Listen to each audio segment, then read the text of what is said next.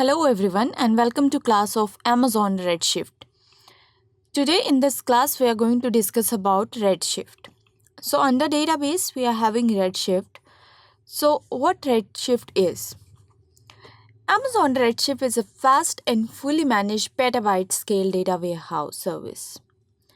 So if we talk about data warehouse, it stores data efficiently to minimize input output and deliver query results at faster speeds to hundreds and thousands of users concurrently. And it is mainly used for data and analytics.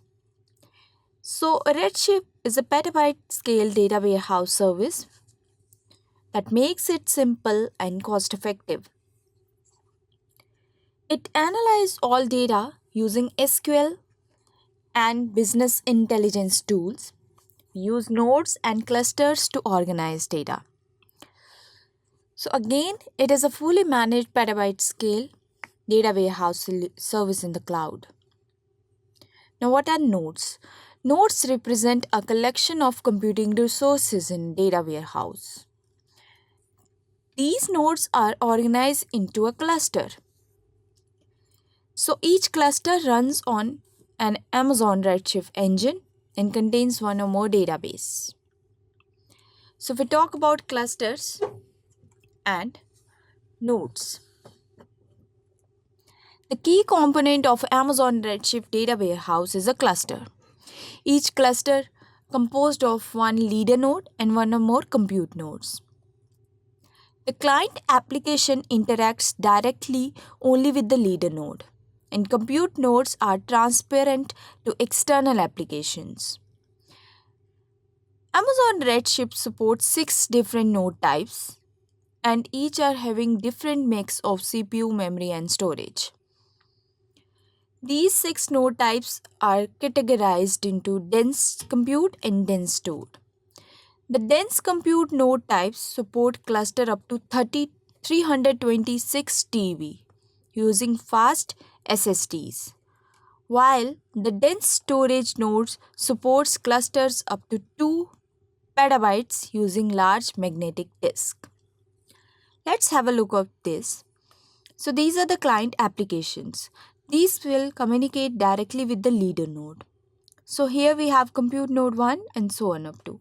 And under this we are having node slices. This is our data warehouse solution and these are the client application. They can communicate with JDBC or ODBC.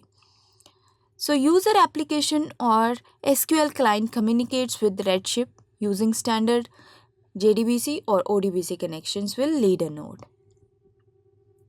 which in turn coordinates query execution with compute nodes. User application does not interact directly with the compute node. So, the disk storage for a compute node is divided into number of slices. That means in a compute node, the disk storage are divided into number of slices. The number of slices per node depends upon the node size of the cluster, and it varies from 2 and 16. These nodes will participate in parallel query execution so that the data is distributed evenly across the number of slices. Now, Amazon Redshift management. It manages all work such as setting up, operating, and scaling of data warehouse. It includes provisioning capacity, monitoring, and backing the cluster, applying patches and upgrades to Redshift engine.